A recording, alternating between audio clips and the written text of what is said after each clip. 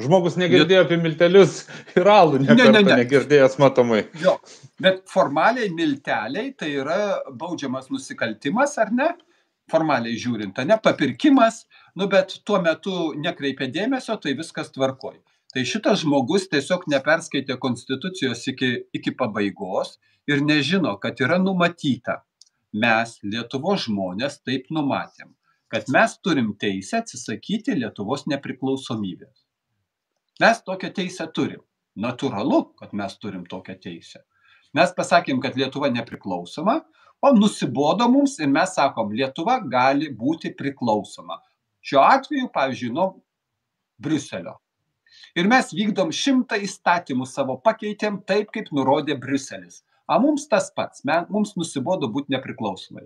Bet tada reikia surinkti 75% žmonių ne nuo atėjusių balsuoti, o nuo tų, kurie turi teisę balsuoti. 3/4 Lietuvos piliečių turi pritarti. Ir tada Lietuva viskas teisėtai tampa ES nare. Tai čia pirmas dalis. Užtat mes esam neteisėtai įtraukti sąmoningų, išdavikiškų Seimo sprendimų. Kad 2 dienas balsavom, viskas teisingai, nes Seimas priėmė įstatymą, kad gali būti net 7 dienas užtrukti balsavimas. Įstatymą priėmė. Buvo 1 diena, o priėmė net 7 dienas galima. Ir po 2 dienų tada paskelbė 2 dienų balsavimą. Bet viskas pagal įstatymą, nes Seimas tokią teisę turėjo.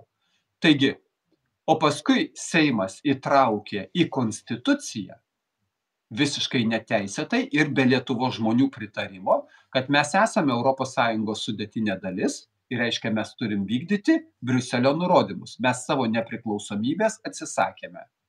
Šitoj vietoj tas įtraukimas į konstituciją 150 straipsnį ir yra neteisėtas, nes jis prieštarauja to 148 ar 147 straipsnios reikalavimai, kaip tas mechanizmas turėjo būti padarytas. Mums pritrūko, ne mums, aš balsavau už tada. Pritrūko Lietuvoje 17% balsų, tam, kad būtų teisėta. O dabar pabaigsiu. O formaliai žiūrint, dėl NATO, tai yra konstitucijai pasakyta, svarbiausi gyvenimo klausimai sprendžiami referendumu.